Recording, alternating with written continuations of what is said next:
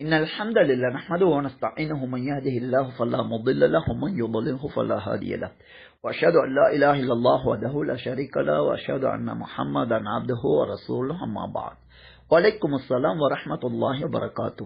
சஹீஹான ஹதீஸ்கள் பதிவு செய்யப்பட்டுள்ள முதலிரு நூல்களில் ஒன்றாகிய சஹீஹ் முஸ்லிமிலே 39வது பாடம் முஹம்மன் அஸ்ஸலாம் என்ற பாடமாகும். அதன் 26வது தலைப்பு ஒவ்வொரு நோய்க்கும் மருந்து இருக்கின்றது, மருந்து செய்வது சிறப்பு என்ற தலைப்பு எழுதப்பட்டுள்ளது. அதன் கீழ் பதிவு செய்யப்பட்டுள்ள ஒரு ஹதீஸின் தமிழ் வடிவத்தை முன்வைத்து இந்த ஹதீஸின் விளக்கம் என்ன என்ற ஒரு கேள்வி தொடுக்கப்பட்டுள்ளது. இந்த ஹதீஸ் மருத்துவம் பற்றி பேசக்கூடியதாகும். ஒரு முஸ்லிம் மருத்துவத்தை எவ்வாறு நோக்க வேண்டும் என்பதை இங்கு நாம் புரிந்து கொள்ள வேண்டும்.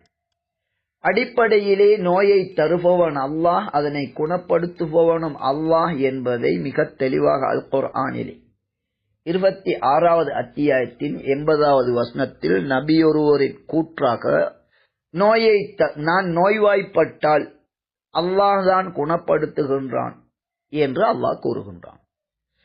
நோய் என்பது அல்லாஹ்வினால் ஏற்படுத்தப்படக்கூடியதாகும். ஒருவரிடமிருந்து மற்றொருவருக்கு நோய் பரவுவதில்லை, தொற்று நோய் கிடையாது என்பது இஸ்லாமிய பார்வையாகும். இவ்வாறு ஒரு மனிதனுக்கு சோதனையாக அல்லாஹ் நோயை கொடுக்கின்ற போது அதற்கு வைத்தியம் செய்யப்பட வேண்டும் என்பது இஸ்லாமிய வழிகாட்டலாகும். வெறுமனே மருந்து செய்துவிட்டால் நோய்கள் குணமடைவதும் இல்லை. அந்த மருந்தை அந்தந்த நோய்களுக்கு மருந்தாக வைத்திருக்கின்ற அல்லாஹ் அதே மருந்துகள் அந்த நோய்களை சென்றடைந்து எப்போது அல்லாஹ் நாடுகின்றானோ அப்போதுதான் நோயும் நீங்குகின்றது என்பது இஸ்லாமிய வழிகாட்டலாகும். ஆகுமான வைத்திய முறைமைகளை தாராளமாக செய்வதற்கு இஸ்லாம் அனுமதித்திருக்கின்றது. சுவனம் செல்லுவதற்கான வழிகாட்டலை தருவதுதான் குர்ஆன் சுன்னாவின் நோக்கமாக இருந்தாலும் உலகிலே வாழும்போது நோய்களுக்கு மருந்துகள் வைக்கப்பட்டிருக்கின்றன என்றும் அவற்றை கண்டறிந்து நீங்கள் தாராளமாக செய்து கொள்ளலாம் என்றும், அதே நேரத்தில் இன்னின்ன மருந்துகள் சிறந்த குணங்களை தரும் என்றும் வஹியாகிய குர்ஆன் சுன்னா எமக்கு கூறுகின்றது.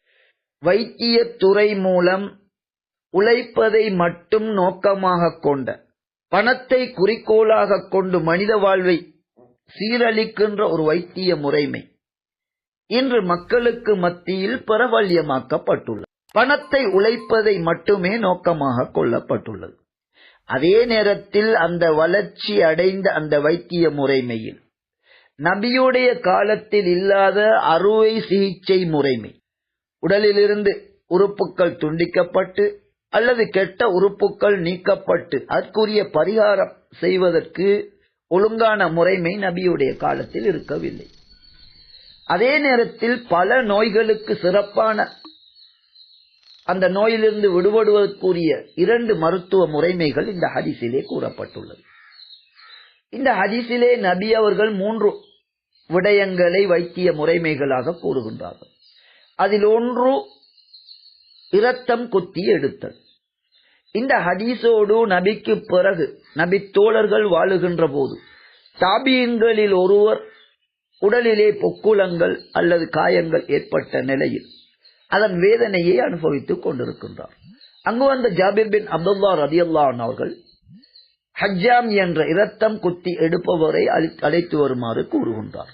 இது பெரிய நோவை தருமே என்று பயந்த அந்த தாபி, அவர் பயந்திருந்தாலும் இதிலே நோய்களுக்கு நிவாரணம் இருக்கின்றது என நபி அவர்கள் கூறியதை எடுத்து கூறி இரத்தம் குத்தி எடுப்பவரை வரச் செய்து அவருக்கு, அந்த நோயாளிக்கு இரத்தம் குத்தி எடுக்கப்படுகின்றது.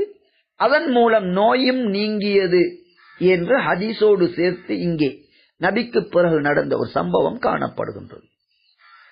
உலகிலே நோய்களுக்கான நிவாரணிகளை அல்லாஹ் வைத்திருக்கின்றான். அவற்றை செய்யுமாறு இஸ்லாம் தூண்டுகின்றது. மருந்தும் செய்து எப்போது அல்லாஹ் நாடுகின்றானோ அந்த நேரமும் வருகின்ற போது நோய்களில் இருந்து அல்லாஹ் எங்களை விடுபடச் செய்கின்றான், அந்த நோயை நீக்குகின்றான். நோய்கள் இல்லாமல் ஆரோக்கியமாக வாழுகின்ற முஸ்லிமை நோயுடைய முஸ்லிமை விட அல்லாஹ் விரும்புகின்றான் என்பதை நபி அவர்கள் எங்களுக்கு தெளிவுபடுத்தி இருக்கின்றார்கள். எனவே மருத்துவம் பற்றி பேசுகின்ற இந்த ஹதீஸிலே பக்க விளைவுகளற்று இலகுவாக குறைந்த செலவில் செய்யக்கூடிய 2 வைத்திய முறைமைகள் இங்கே கூறப்பட்டுள்ளன. இதனை விட்டு மனிதர்களின் பணத்தை கொள்ளையடிப்பதற்காகவே வளர்ச்சி அடைய செய்யப்பட்டுள்ள இந்த மேற்கத்திய வைத்திய முறைமை, அதே நேரத்தில் நபியுடைய காலத்தில் அறுவை சிகிச்சை என்ற அந்த முக்கியமான சிகிச்சை முறைமை காணப்படவில்லை என்ற செய்தியும் இங்கே காணப்படுகின்றது.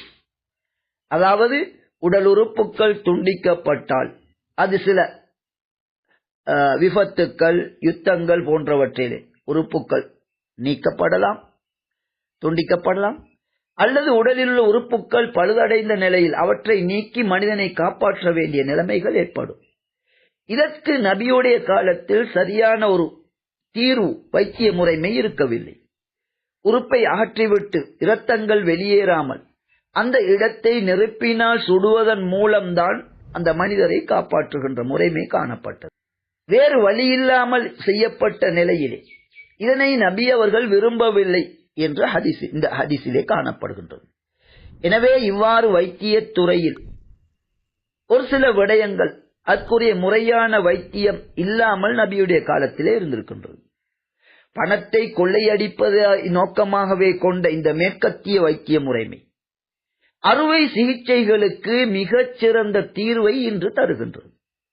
அதிலிருந்து பிரயோஜனம் பெறுவதை இஸ்லாம் தூண்டுகின்றது. அது நல்ல விடயம். இப்படி வைத்தியத்திலே சிறந்த இலகுவான வீண் பொருள் செலவு இல்லாமல் பக்க விளைவுகள் இல்லாமல் 2 மருத்துவ முறைமைகள் என்றால் இரத்தம் குத்தி எடுப்பது மிகச் சிறந்த ஒரு வைத்திய முறைமை. விரும்புகின்றவர்கள் இதனை செய்து கொள்ளலாம். அதே போன்று தேன் அருந்துவதும் மிகச் சிறந்த பொதுவான அதிகமான நோய்களுக்கான நிவாரணியாகும். இவ்வாறு நல்ல வைத்திய முறைமைகளை கூறிய இஸ்லாம் அறுவை சிகிச்சைக்கு அன்று முறையான ஒரு விடயம் காணப்படவில்லை. இன்று அது வளர்ச்சி அடைந்திருக்கின்றது. இதுபோன்ற ஆகுமான வைத்தியங்களை இஸ்லாம் ஒருபோதும் தடை செய்யவில்லை. அதே நேரத்தில் வைத்தியம் என்ற பெயரிலே நோய்களை உருவாக்கி அவற்றிற்கு மருந்து கொடுத்து அதிக பணங்களை கொள்ளையடிக்கின்ற, அதனை ஒரு பெருமையாக கருதுகின்ற மனநிலை இது அறிவீனமான பிழையான போக்காகும். எனவே புத்திசாலித்தனமாக வீண் விரயங்களற்று உடல் ஆரோக்கியத்திற்கு கெடுதல் ஏற்படுத்தாமல் இவ்வாறு இஸ்லாம் காட்டிய அந்த மருத்துவ துறையில் மருத்துவ விடயங்களை கொண்டு நாம் மருத்துவம் செய்வதென்பது உலகிலே எங்களுக்கு பாதுகாப்பானது, சிறப்பானது. மேற்கத்திய முறைமைகள் மூலம் பணத்தை கொள்ளையடிக்கின்ற, உடல் நிலையை கெடுக்கின்ற விடயங்களிலே நாம் அதனை பெருமையாக நினைத்து அதில் செல்லும் அளவிற்கு அறிவியினர்களாக நாம் இருக்கக்கூடாது. எப்படியோ நோய் ஏற்பட்டால் மருத்துவம் செய்ய வேண்டும். பக்க விளைவுகளற்ற சிறந்த சில வைத்திய முறைமைகளை இஸ்லாமும் கூறுகின்றது. தடை செய்யப்பட்டதல்லாமல் ஏனையவற்றை கொண்டு நாம் தாராளமாக வைத்தியம் செய்து கொள்ளலாம். ஆரோக்கியமாக வாழ்வதென்பது அல்லாஹ்விடம் மிக விருப்பத்திற்குரியது என்ற விடயங்களை தெரிந்து முடியுமானவரை ஆரோக்கியமாக வாழுவதற்கு நாம் முயற்சி செய்ய வேண்டும். அதற்கு வழிகாட்டப்பட்ட ஒரு ஹதீஸாக இந்த ஹதீஸை நாம் பார்க்கலாம்.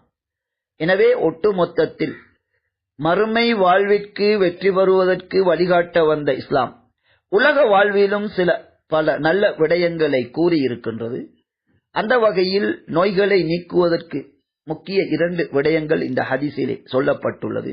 இவற்றின் மூலம் நாம் பிரயோஜனம் அடைந்து உலகிலும் கண்ணியமாகவும் பாதுகாப்பாகவும் வீண் சிரமங்களிலிருந்து பாதுகாக்கப்பட்டு பொருள்களை வீணடிப்பதில்லை. இன்னும் சொல்வதென்றால் எம்மிடம் இல்லாத கோடிக்கணக்கான பணங்களை பிறரிடம் கையேந்தி வைத்தியம் செய்கின்ற முறைகளுக்கு செல்லாமல் கண்ணியமான முறையில் நோய்களிலிருந்து பாதுகாப்பதற்கான இஸ்லாமிய வழிகாட்டலை எடுத்து நடப்பது இந்த உலகிலும் எமக்கு சிறந்தது என்பதை நாம் புரிந்து கொள்ள வேண்டும். அந்த வகையிலே நோய்களுக்கான சிறப்பான இலகுவான பக்க விளைவுகளற்ற அடிப்படை மருந்துகள் இதிலே சொல்லப்பட்டிருக்கின்றது. இவ்வாறு இஸ்லாம் என்ற வழிகாட்டலை மர்மை வெற்றிக்கு முதல் வழியாக நாம் தேர்வு செய்கின்ற அதே நேரம் உலகிலும் சிறப்பான ஒரு வாழ்விற்கு இஸ்லாமிய வழிகாட்டல்களிலே எமக்கு வழிகாட்டப்பட்டுள்ளது என்பதை புரிந்து ஒட்டுமொத்தத்தில் இஸ்லாமிய வழிகாட்டலிலே நடந்து இம்மை மர்மை வெற்றி பெறக்கூடியவர்களாக நாம் மாற வேண்டும். அதற்குரிய ஒரு வழிகாட்டலாக இந்த ஹதீஸ் எமக்கு வழிகாட்டு தரப்பட்டுள்ளது.